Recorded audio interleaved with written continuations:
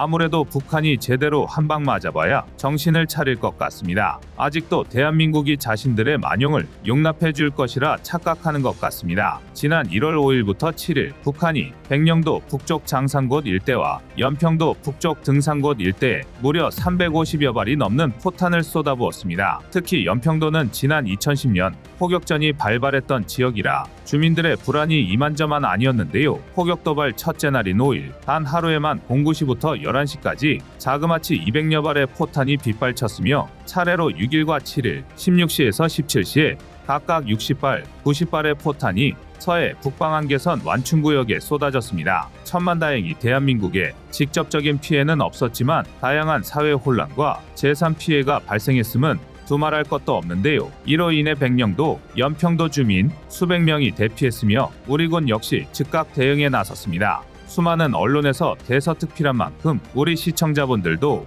많은 걱정을 하셨을 텐데요. 한편으로는 왜 꺼리튜브가 분석 영상을 올리지 않지? 라고 생각한 분도 계실 겁니다. 여기에는 이유가 있습니다. 저희 꺼리튜브에서는 지난 2022년 11월 21일 북한이 고체연료 우주발사체와 만리경 1호를 발사하자 관련 영상을 제작해 올린 적이 있습니다. 이는 ICBM 운영과 직결되는 심각한 도발 행위였고 당연히 대한민국 안보를 위협하는 행동이었습니다. 아닌 게 아니라 우리 군 역시 12월 2일 예정되어 있었던 4.25 위성 발사에 성공하며 맞대응에 나섰습니다. 여기까지는 아무 문제 없었는데요. 그런데 갑자기 관련 영상에서 이상한 댓글이 발견되기 시작했습니다. 댓글의 주장은 다양했지만 골자는 하나, 한국은 되는데 왜 북한은 안 되냐였습니다. 대한민국이 군사정찰 위성을 쏘아 올린다니까 북한도 대응하는 것 아니냐는 주장인데요. 심지어 이런 댓글이 한두 개가 아니었습니다. 그들에게 말하고 싶습니다. 바로 이런 도발 때문입니다. 북한이 200발의 포격을 날린 직후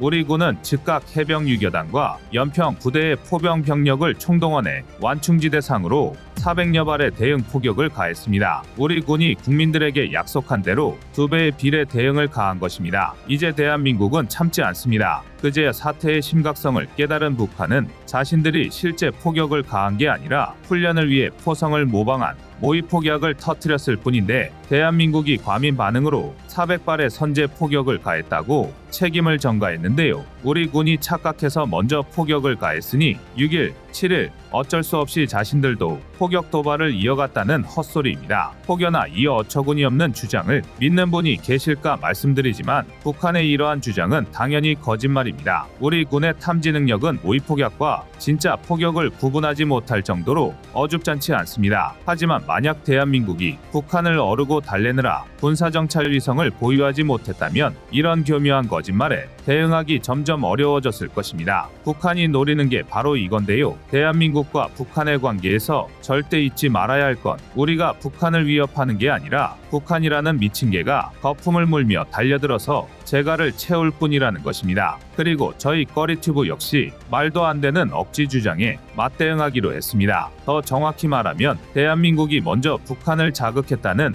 신소리를 무시하기로 결정했습니다. 이를 위해서 영상 제작이 늦어졌습니다. 앞으로 계속되는 영상을 통해 북한의 이번 포격 도발을 철저히 분석해서 북한의 최신 방사포 전력에 대한 완벽 해부 영상과 함께 우리 군의 대응 전력을 공개하도록 하겠습니다. 대한민국이 말하는 초토화 보복이 북한에서 가늠하는 것과는 차원이 다르다는 걸 확실히 알려줄 생각입니다. 부디 시청자 여러분도 다음 후속 영상을 기대해 주시길 바랍니다. 여러분의 구독과 좋아요가 꺼리튜브 운영에 많은 힘이 됩니다. 막장인 러시아가 어떻게 우크라이나 전쟁을 연명하고 있는지 그 비밀이 밝혀졌습니다. 약 일주일 전 세계가 크리스마스와 연말 분위기에 젖어 있을 때 안타깝게도 우크라이나에는 피바람이 몰아쳤습니다. 러시아가 개전 이후 최대 규모의 폭격을 가하며 간신히 복구한 우크라이나 사회 기반 시설을 문자 그대로 박살낸 것입니다. 일례로 러시아는 12월 30일 단 하루에만 무려 122발에 넘는 미사일과 무인기 36대 등을 동원해 우크라이나 전역을 타격했고 이로 인해 알려진 것만 200명 이상의 사상자가 발생했습니다. 그래도 우크라이나 방공망이 미사일 87발을 극적으로 욕격하는 데 성공하면서 피해 규모가 100단위에서 멈출 수 있었습니다. 정말 끔찍한 일이지만 그래도 이쯤 하길 다행인데요. 그런데 여기서 끝이 아닙니다. 진짜 문제는 겨울이 깊어지고 있는 이제야 시작되고 있습니다. 요격에 실패한 35발이 우크라이나 에너지 인프라를 파괴하면서 폭한의 날씨에 난방마저 차단되었고, 이로 인해 부수적인 피해가 계속해서 발생하고 있습니다. 심지어 우크라이나는 지난 11월 말 강풍에 참호가 무너질 정도로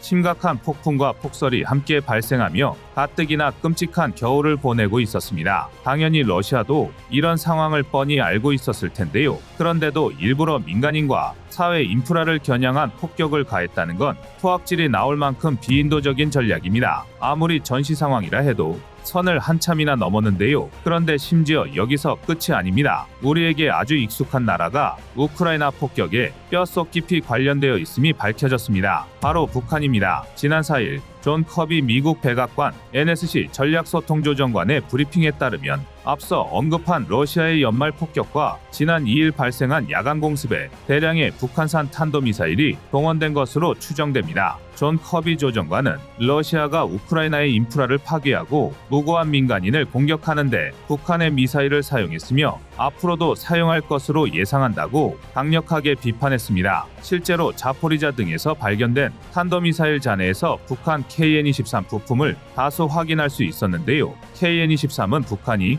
러시아의 9K720 이스칸데르를 카피해 만든 SRBM으로 우리 군의 국방백서에는 이스칸데르형 전술유도탄으로 표기하고 있습니다. 전장 약 7.7m에 직경은 1.7m로 초기형은 사거리 약 600km 내외로 평가되었지만 철도 발사형 모델까지 공개된 이후 최대 800km 이상일 것으로 추정됩니다. 원형 공산 오차가 35m에 달해 절대 정밀한 미사일이라고 할 수는 없지만 당장에 한 발도 아쉬운 데다 어차피 광범위한 민간 시설물 타격을 노리는 러시아 입장에서는 천군만 마를 얻은 셈이나 마찬가지입니다. 북한의 KN-23과 러시아의 이스칸데르는 얼핏 상당히 흡사해 보이지만 제트 날개 구조나 미판 노즐 등으로 구분할 수 있는데요. 이외에도 이스칸데르의 경우 노즐이 용접으로 고정되어 있지만 KN-23은 볼트로 고정되어 있습니다. 그동안 북한과 러시아가 보여준 무기, 군사 기술 거래 사실을 감안하면 빼도 박도 못할 것 같은데요.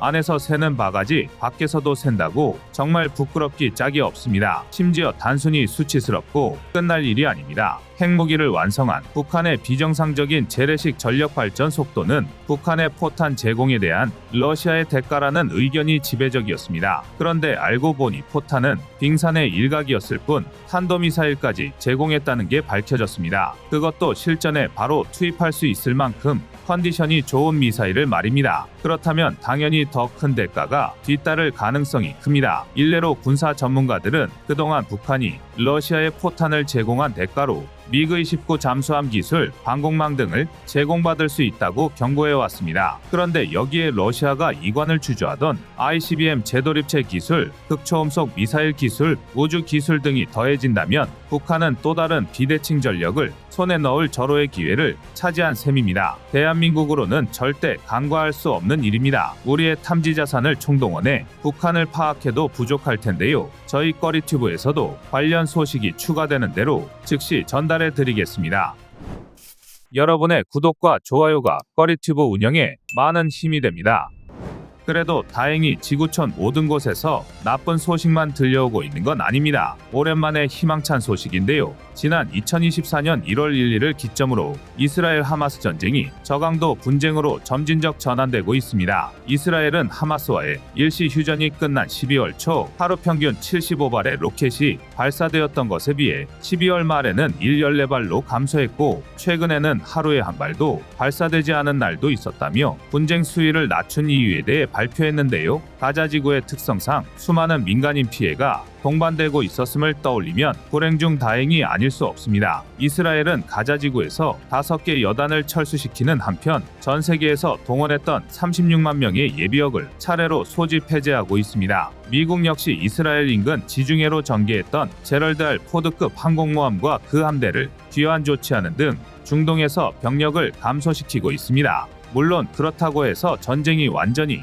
종식되었다고 볼 수는 없습니다. 저강도 분쟁이란 통상적인 개념의 전쟁과 형태만이 다를 뿐 여전한 군사적 충돌을 말하는데요. 대규모 전면전보다는 소규모, 비정규적, 비대칭적 전투가 특징입니다. 또 그만큼 군사적 강도가 낮고 병력의 규모도 작습니다. 흔히들 말하는 게릴라 전쟁, 대테러 작전 등이 저강도 분쟁의 대표적인 예시입니다. 다만 저강도 분쟁의 경우 테러 단체의 특징인 비정규, 게릴라 전술에 의존하는 경우가 많아 민간인과 목표물의 경계가 모호해지는 경향이 있습니다. 다시 말해 여전히 가자 지구의 악몽은 계속될 위험이 존재한다는 뜻입니다. 게다가 저강도 분쟁의 경우 해결이 어려워 장기전으로 지속될 확률이 높은데요. 단적으로 미국이 벌인 테러와의 전쟁의 경우 저강도 분쟁의 한 예시로서 2001년부터 장장 20년이라는 시간 동안 벌어졌고 결국은 미국의 패배로 끝을 맺었습니다. 테러와의 전쟁은 그 긴 세월 미국과 중동의 정세를 송두리째 바꿔버렸는데요.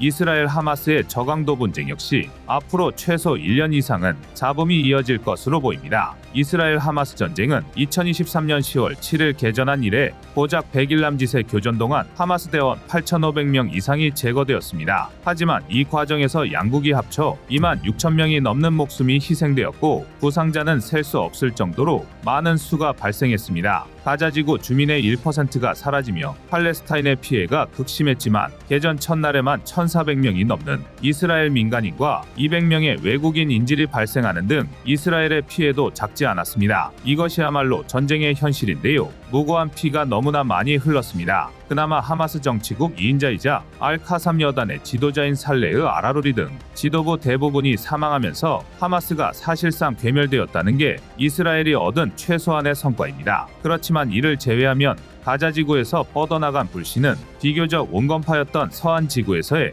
물리적 충돌을 불러왔고 이스라엘이 앞서 언급한 살레흐 아라루리를 제거하기 위해 레바논 베이루트 하마스 건물에 대규모 공습을 가하는 바람에 헤즈볼라가 이에 대한 보복 조치로 62발의 폭격을 가했습니다. 이스라엘이 하마스라는 빈대를 잡는 데는 성공했지만 이를 위해 놓은 불이 중동 전체를 불태우고 있는 꼴입니다. 앞으로도 중동은 하얀 수처럼 평화라는 휘장 아래 뜨거운 불씨가 고요히 타오를 전망입니다. 이상 꺼리튜브의 밀리터리 단신 속보였습니다.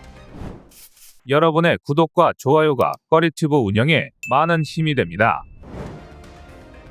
지금 우크라이나군 상황에서 가장 최악인 점을 꼽으라면 단연 포탄 부족 현상입니다. 러시아군은 비록 불량률이 높다고는 하더라도 북한으로부터 포탄을 지원받는 등 어떻게 해서든 포격량을 유지 중입니다. 그러나 반대로 우크라이나군은 포탄이 부족해서 러시아군이 5발을 쏠 때 1발을 쏜다는 말이 나올 정도입니다. 실제로 155mm 곡사포를 운영 중인 우크라이나군 148포병여단은 인터뷰를 통해 얼마 전만 해도 하루에 1개 목표물당 평균 50발에서 90발을 포격했는데 지금은 기껏해야 10발에서 20발이 고작이다라고 고충을 토로했습니다. 그나마 이 덕에 우크라이나군 포병의 포격 정확도는 폭발적으로 향상되고 있지만 이건 근본적인 해결책이 될 수 없는데요. 아니나 다를까 이러한 포탄 부족의 여파는 전선 변화로 고스란히 나타나고 있습니다. 대표적으로 도네츠크 서부 마린카의 경우 지난 2023년 3월부터 우크라이나가 30%, 러시아가 70%가량 통제하며 대립을 이어가고 있었습니다. 여름까지는 러시아군의 공세가 바흐무트에 집중되어 있었고 여름부터 가을까지는 전과가 미흡했을 뿐 우크라이나의 대공세가 이어지면서 포격전이 줄을 이뤄왔기 때문입니다. 그리고 이로 인해 전쟁 전만 해도 약 100만 명이 거주하던 마린카는 사람이 살 수 없는 폐허가 되고 말았습니다. 그러나 2023년 12월 마린카 전투의 방식이 급변하기 시작했습니다. 아우디우카 진출에 실패하면서 대량의 피해를 본 러시아군이 교두보를 마련하기 위해 마린카의 공세를 집중한 탓입니다. 오랜 포격전으로 포탄이 바닥을 보이고 있던 우크라이나군으로서는 최악의 상황이었는데요. 결국 성탄절 다음 날인 2023년 12월 26일 발레리 잘루즈니 우크라이나 총사령관은 마린카 함락을 선언할 수밖에 없었습니다. 군사 전문가 관계자들의 분석에 따르면 마린카 점령을 위한 러시아군의 전술은 바흐무트 전투와 크게 다르지 않았던 것으로 파악됩니다. 다시 말해 상대적인 병력 탄약 우위를 앞세워 머리부터 들이밀었다는 겁니다. 당연히 이런 전투 방식은 엄청난 인명, 장비 손실을 야기합니다. 바로 직전에 벌어졌던 2달간의 아우디유카 공방전을 예로 들자면 당시 우크라이나군이 전차 16대, 장갑차 10대 등 29대의 장비를 손실하는 동안 러시아군은 전차 153대, 장갑차 220대 등 도합 374대의 장비를 잃었습니다. 무려 12배가 넘는 어이없는 교환비인데요. 있는데요.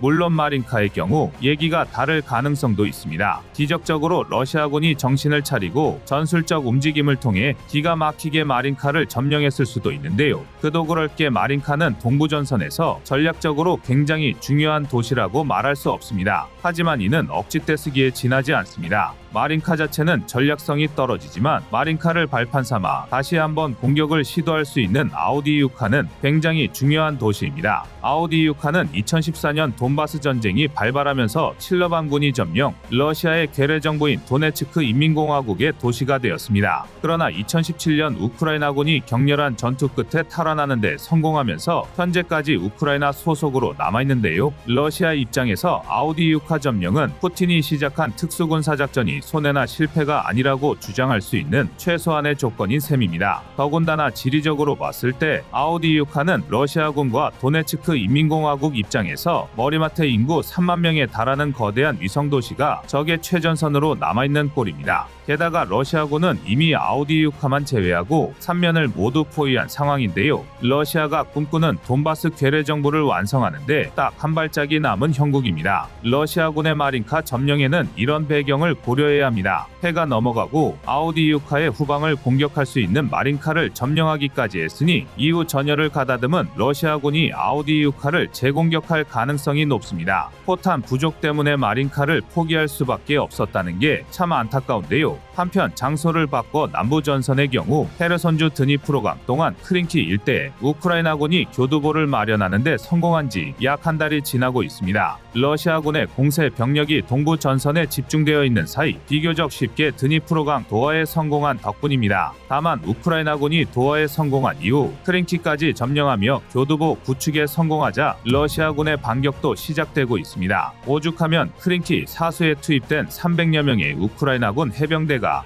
작전에 나섰다는 뉴욕타임스의 분석이 나오고 있습니다. 그나마 다행인 건 지난 한 달 사이 도하를 위한 교두보 자체는 마련된 상태인지 크린키의 우크라이나군 충원이 계속되고 있다는 것 정도인데요. 또한 크린키의 경우 진입로가 한정적이라 러시아군 기갑 장비를 우크라이나군 해병대 소수 병력으로도 효과적으로 파괴하고 있습니다. 드니프로강의 지반이 불안정한 탓에 워낙 소수 병력이 파견되었고 당연히 상황을 좀 더 지켜봐야 할 것입니다. 하지만 크린키를 중심으로 우크라이나군이 교각이 설치된 노바카우카와 스러핀스크를 확보할 수 있으면 드니프로강 동안 나아가 헤르손주 완전 탈환도 지켜볼 만한 상황입니다. 우크라이나가 헤르손주를 탈환할 경우 크림반도 회랑이 막혀버리는 꼴이기에 러시아의 손해가 막심할 것입니다.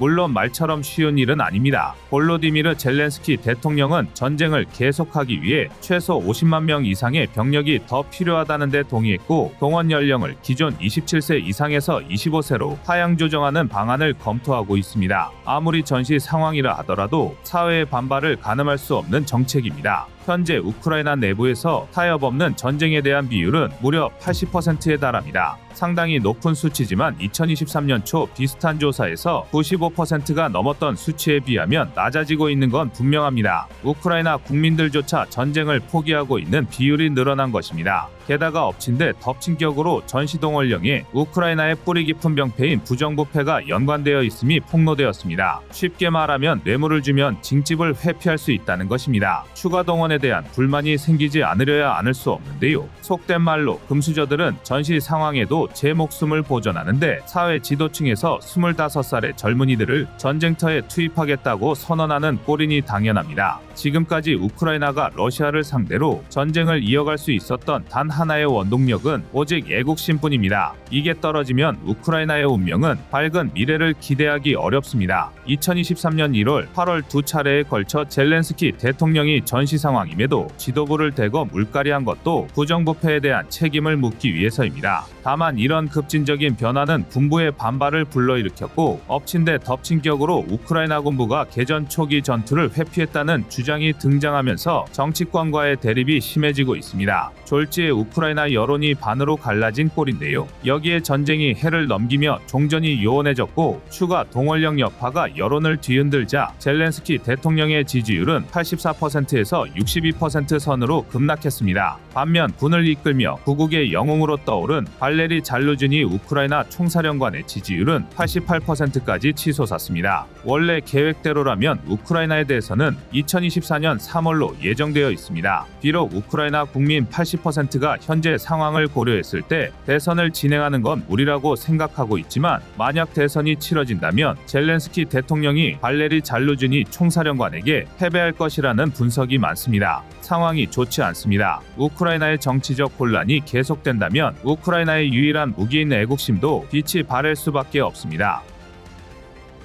문제는 돈입니다. 우크라이나 전쟁은 누구도 예상할 수 없었던 3년차로 접어들고 있습니다. 전쟁 초기에는 3일이면 키이우가 함락되고 러시아의 승리로 끝날 것이라 생각했습니다. 2023년에는 우크라이나가 대공세로 러시아군을 몰아내고 전쟁을 끝내리라 여겼습니다. 하지만 오히려 전쟁은 끝을 알 수 없는 미궁 속으로 빠져들고 있습니다. 이에 미국과 유럽의 지원 열기는 날이 갈수록 약해지고 있습니다. 미국 상원은 결국 조 바이든 대통령이 제출한 예산안에 2023년 처리를 포기했습니다. 이로 인해 약 80조 원을 포함한 긴급 지원 예산이 갈피를 잡지 못하고 표류하고 있습니다. 그나마 지난 2023년 12월 27일 3,200억 원 규모의 추가 군사 지원은 승인되었지만 이걸론 갈증 해소조차 할 수 없습니다. 한편 EU 역시 우크라이나에 약 71조 원 상당의 지원금을 전달하려 했지만 헝가리가 반대 한 표를 행사하며 일시정지된 상황입니다. 그래도 우크라이나와 EU가 헝가리를 협상 테이블로 끌어안치는 데까지는 성공했지만 예산 집행이 늦어질수록 우크라이나의 전쟁 여건은 더욱 나빠질 수밖에 없습니다. 상황이 이렇다 보니 일각에서는 미국의 우크라이나 전략이 완전 승리해서 협상 시 우위 확보로 전환되었다는 주장의 보도가 쏟아지고 있습니다. 좀 더 구체적으로 살펴보면 방공체계 강화, 대전차 장애물 등으로 벨라루스 국경 방면 요새와 우크라이나 방위 산업 재건 등인데요. 전체적인 지원 방향이 공격이 아닌 방어에 머물러 있음을 알 수 있습니다. 그렇다면 전쟁의 향방은 초장기전과 휴전 둘뿐입니다. 문제는 러시아가 생각보다 서방 제재를 잘 버티고 있다는 것입니다. 전문가들은 러시아가 국가 예산의 40%를 국방 분야에 쏟아붓고 있다고 추정하고 있습니다.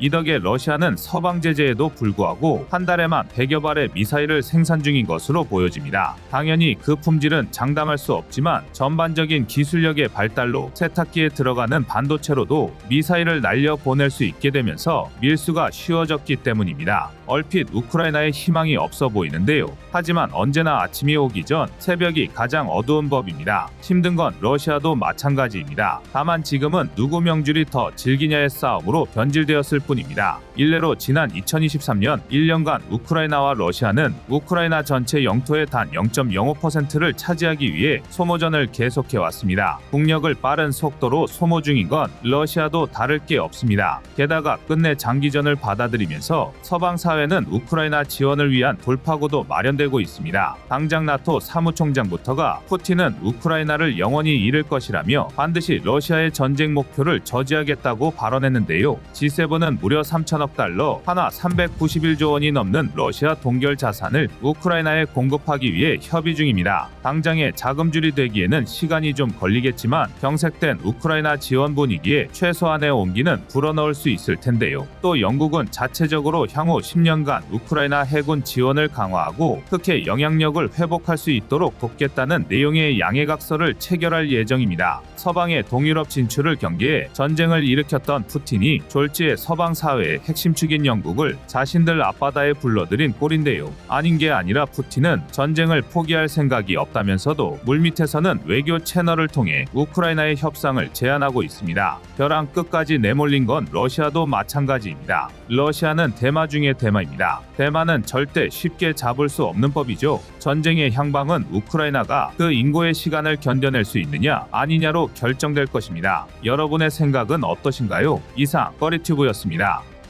안녕하세요, 꺼리투브입니다. 그동안 보내주신 사랑과 응원으로 1편 출간에 이어 이번에 꺼리투브의 새로운 신작 세상에 밝혀지지 않은 현대무기 비하를 출간했습니다. 내용이 어려워 쉽게 다가서지 못했던 군사무기 이야기를 남녀노소 누구나 편하게 이해할 수 있도록 모아봤는데요. 그 누구도 알 수 없던 현대무기 비하의 숨겨진 이야기를 이제 온라인 서점이나 가까운 서점에서 만나볼 수 있습니다. 또 전문적인 군사무기 이야기를 알고 싶다면 꺼리투브 1편인 대한민국 육해공 군사무기도 준비되어 있습니다.